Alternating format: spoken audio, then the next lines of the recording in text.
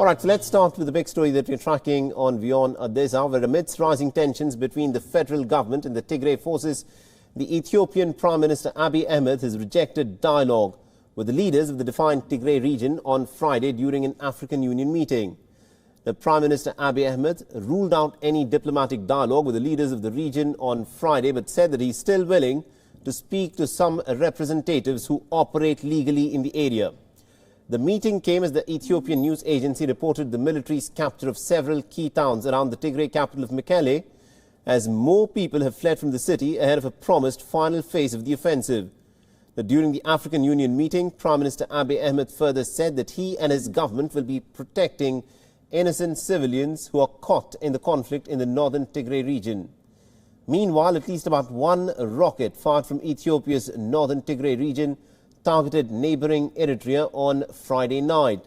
The regional diplomats have confirmed that the fighting has raged on in several areas outside of Mekelle. However, Tigray People's Liberation Front has not yet claimed responsibility for the attack. Ethiopia's Prime Minister has now ordered for a final phase of the offensive on Thursday, saying that the deadline for surrender has expired. Now, the ultimatum was rejected by the leaders of the region, whose forces have been fighting the federal troops for several weeks now. Hundreds of federal troops headed towards the conflicted region on Friday after the Prime Minister ordered for a final attack against the Tigray leaders. At least about 43,000 people have already fled from Ethiopia to escape the fighting.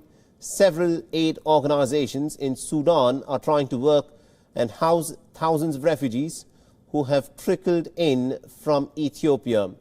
The Rakuba camp, meant to house about 5,000 refugees, is now almost double that capacity of refugees who've come in.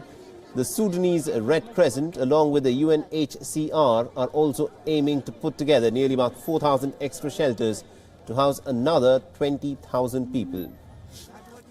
4,000 مسكن كل مسكن يسع 5 أفراد أسرة من 5 أفراد المعسكر ده سوف يسع بإذن الله سبحانه وتعالى 20,000 من اللاجئين في هذا المعسكر.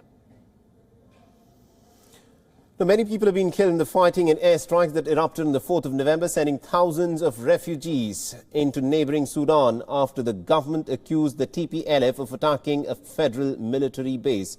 The conflict is rooted in the long-standing tensions between the Tigray People's Liberation Front, the powerful regional party, and the central government. TPLF has argued that the central government has marginalized the Tigrayan people since having assumed power. All right, now to get us more insights in terms of what's actually playing out in this conflict in Ethiopia, we're joined in by Samuel Getachew. He is a journalist and joins us live from Addis Ababa. Samuel, let me begin by asking you this. What's exactly happening presently in the Tigray region?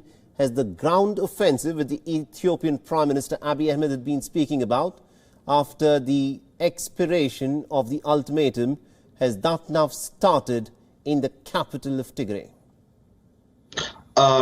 Yeah, they're very close. They're getting as close as it gets. The government believes they'll finish the whole operation by Monday or Tuesday, the latest. The TV station of the region was suspended. Everyone assumed it was hit by the government troops, but that wasn't to be. They said they were just changing studios. It makes you wonder why they're changing studios, because they expect this to go on and have some kind of military activities within the city of more than 500,000. You have to know the last time the population was counted was in 2007, so the population is much higher than 500,000. And also the refugees you mentioned, 43,000. I'm glad you said more than 43,000 because those are the official numbers. There are also more people that have fled to the Sudan looking for some kind of safety. Now, at this point of time, what's actually at the heart of conflict? Because we have the TPLF, the Tigray People's Liberation Front, and the central federal government under Abiy Ahmed. Why is it that the two are at loggerheads with each other? You know, from day one, the Prime Minister said it was a conflict between the Ethiopian government and the TPLF leadership in Mekelle, which he has already suspended and implemented his own administration within Addis Ababa, managing the region of Tigray. As you know, or as you may know, the TPLF was in government for 27 years before Abiy came to power. So they've been in power for so many years. They have a record of all kinds of stuff. In terms of development, they pushed Ethiopia from an aid society to one of the biggest economies in the region. The Renaissance Dam was an idea that was implemented by former TPLF Prime Minister Mallas Zenawi. But they also wanted to make Ethiopia more like China by making it a development nation, which focuses, instead of human rights, it would focus on development. And he once said Ethiopia was ready perhaps for some kind of democracy in 50 years. So they abused human rights. They cheated on elections. The 2005 election that Ethiopia held, they did not even count the votes at the end when they knew they were losing. They decided to endorse themselves and march on. So people have this misgivings about TPLF. Right now, at this point of time, because this is a conflict where the federal government in Addis Ababa has launched an offensive, a ground offensive on one of its own provinces. Give us a sense as to how popular is this measure by Abiy Ahmed for launching this ground offensive to try and expel what he describes as now the TPLF, the rebels, against his administration, because this is a ground offensive within his own nation. How popular is this within Ethiopia?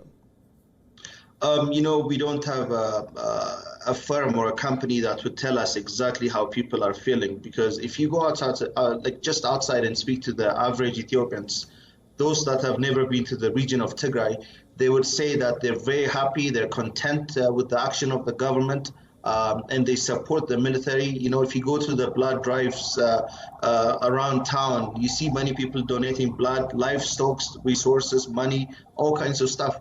But when you knock on doors and speak to those that have connection to the region, children, elders, and cousins, and so on, you begin to sense that this isn't a conflict that's uniformly endorsed by everyone. It's a wedge issue like every conflict, and it depends on who you speak to.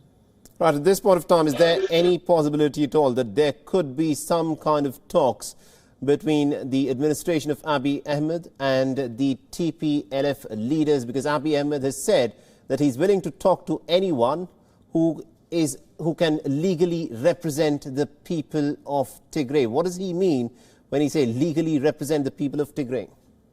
He means that he doesn't want to speak to the TPLF leadership. He's implemented his own person in Tigray, and I assume he means he wants to speak to the one he appointed. But, the TPLF and Abiy have been having this conflict for a while.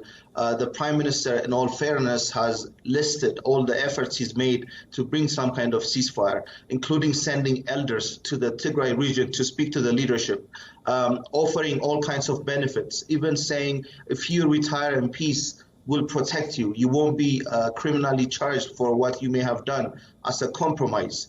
But that wasn't accepted by the TPLF leadership. I mean, that's what provoked the whole conflict, including their willingness to hit a military base, a federal military base, and kill soldiers in the open. Also hold an election when the government kept saying it's against the constitution of the country to hold your own election when the rest of the country have paused because of the COVID crisis. So it's been going back and forth, and they have a history. Abiy grew up in the era of TPLF, so they have a long history that's beyond all of us. All right, and last question that I would like to ask you is, what is the role of Eritrea in all of this? We're given to understand that the TPLF reportedly has fired a few rockets into Eritrea. We do not know, because there are unconfirmed reports that the Eritrean troops could be aiding the Ethiopian troops of Abiy Ahmed. What role is Eritrea playing in this?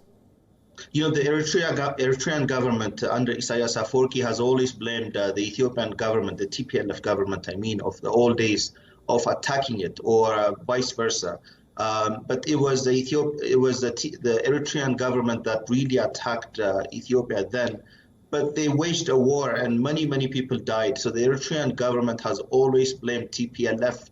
So the TPLF government right now, or the former TPLF government in Tigray, blames or thinks it was this conflict is being done with the help of the Eritrean troops.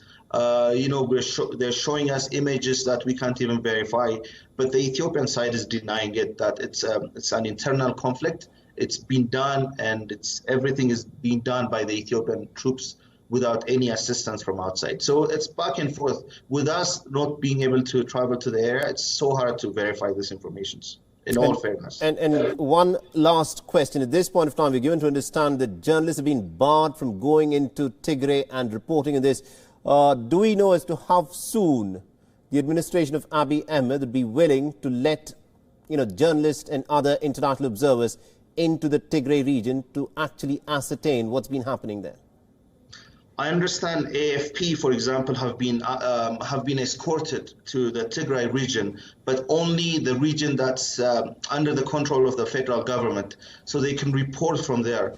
But in terms of allowing independent media to travel to any parts we want, that will take, I think, some time.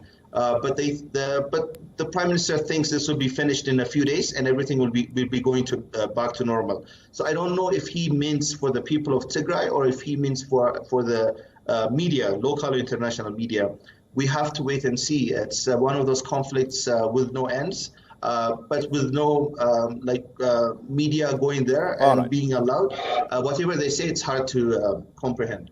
All right, thank you very much indeed, Samuel Getachew, for joining us and getting us all those insights and to put this entire and very complicated conflict in perspective from Addis Ababa.